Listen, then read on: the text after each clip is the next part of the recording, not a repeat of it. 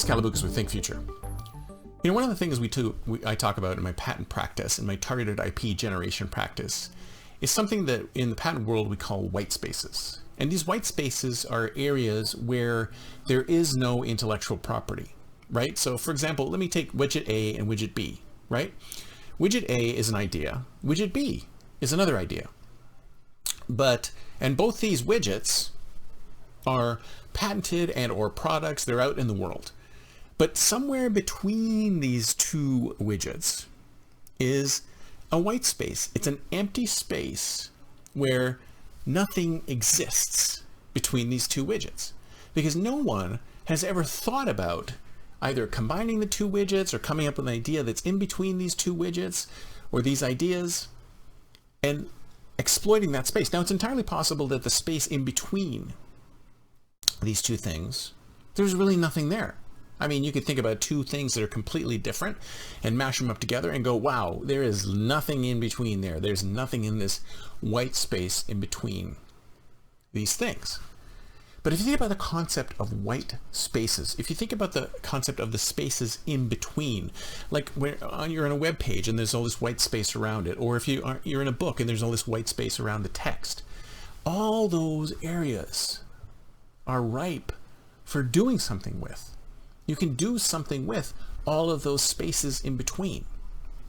There's power in those in-between spaces. And the question is, how do you use those in-between spaces, those blank areas where nothing is happening? And if you think about it, that's where the most interesting stuff happens.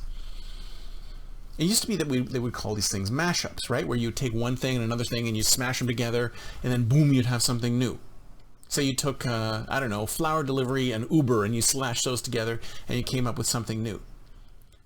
Or you would throw 3 or 4 things together. Maybe you would figure out a way of throwing together music selection and dating. Yeah, so if I like the same kind of music and you like the same kind of music, maybe these people could date each other. Maybe that's a thing that mashes them up together.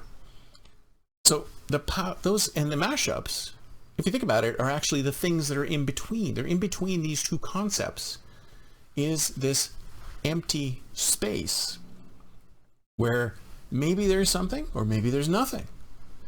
So if you think about it, if you're trying to innovate, one of the easiest ways to actually start by creating something new is to actually take two similar concepts and mash them up, put them together, see what happens. See if you can take concept A and concept B and fit them together in such a way that they're workable. And who knows, you may be able to generate the next billion-dollar unicorn business by taking concept A and concept B and focusing on the white spaces in between these two areas.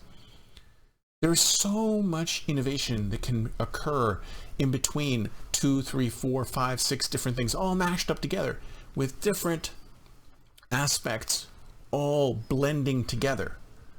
That if you think about it, it's really one of the easiest and best ways to start innovating. Instead of coming up with ideas from scratch, take these and blend them together, and who knows what you can come up with.